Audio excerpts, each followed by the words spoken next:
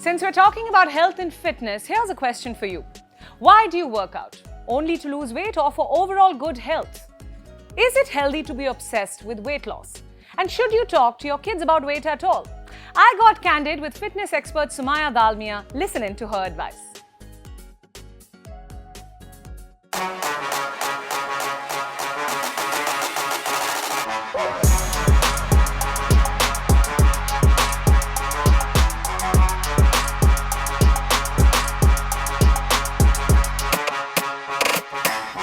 Sumaya, I want to start by talking about the holy grail when it comes to fitness, weight loss. Fitness is always equated with weight loss, unfortunately, but you've been very vocal about the fact that weight loss shouldn't be the only goal when you exercise. Tell us more about that. I feel the primary goal when anybody starts a fitness program, it always 99% of the time has something to do with weight.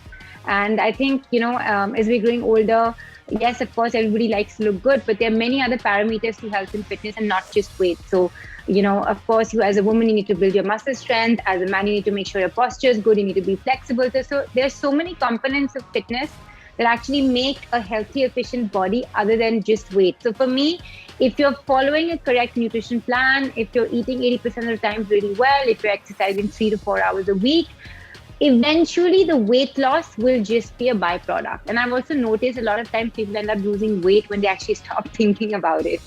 That's a very interesting point. I want to talk about something else very important as well. You're a mother yourself. How do we talk to kids about weight, or should we at all, especially when we know how pervasive diet culture is? This generation is totally different. Even if you want to reach out to them and say that, listen, you shouldn't be eating sugar, they'll just turn around and tell you stop body shaming us. So, it's very tough to strike the right balance. And I think instead of dictating, if you overall adopt a healthy lifestyle in your house, what food you put out on the table, how your kids see you eat your food, how you lay out the dinner table. So, in terms of protein, fats and carbohydrates, what you cook, the medium in which you cook is actually better. That's all you can control, because rest of the time the children are outside. They have access to all, sweet treats or whatever cheap treats that they have.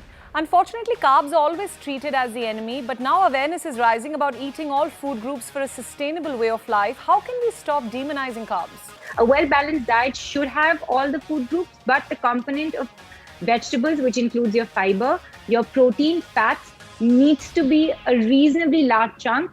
And as you grow older, depends on your activity levels. Do you want to limit the portion of the, the rice and the roti and the multigrain that you want to put on your plate? Because at the end of the day, if you're more sedentary, the body's holding on to a lot of sugar, there's a lot of insulin havoc in the body. It's, it's very scientific, but you end up, storing a lot more fat. So I wouldn't say you need to actually give up carbs, give up starchy grains. It's actually just look at where the grains are coming from. Are they over-processed? Are they coming from pizzas and burgers? So my only thing is make sure you eat a lot of vegetables. So vegetables should make half your plate.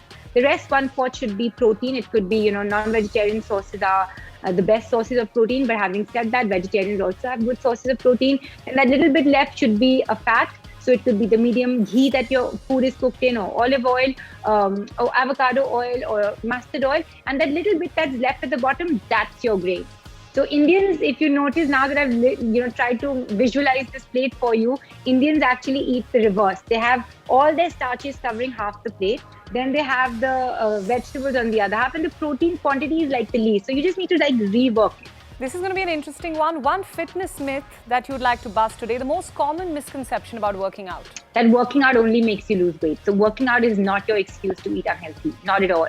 So I think if you have aesthetic goals, if you have wellness goals which are related to any kind of intolerances, if you have any other fitness goal, nutrition and fitness go hand in hand. I've seen people work out 2 hours a day in the gym, but then they go out and eat what they want.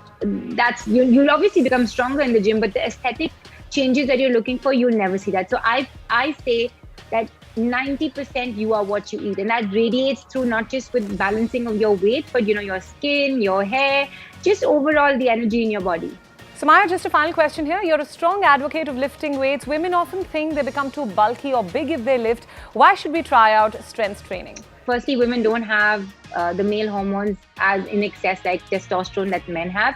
And we also don't lift weights to the count of what men lift. So women should actually lift at least what they functionally would need on an everyday basis. So imagine if you have to pick up your child, up till the age of 1, a grown-up baby weighs anywhere between 6 to 11 kilos. So you need to have the strength to keep the right posture when you pick up your baby. So this is all functional strength. If you're traveling, you want to get your belt suitcases off the belt, you need to have the right functional strength to pick up 25 kilos each off the belt. So you need to at least lift that kind of weight that improves your functional strength. So even if you want to look at it that way, scientifically and logically, it should be that you need to do strength training to at least go on with everyday lifestyle routine. Right, Sumaya, that wraps up our interview. Thank you so much for giving us time, and thanks for joining us on WION.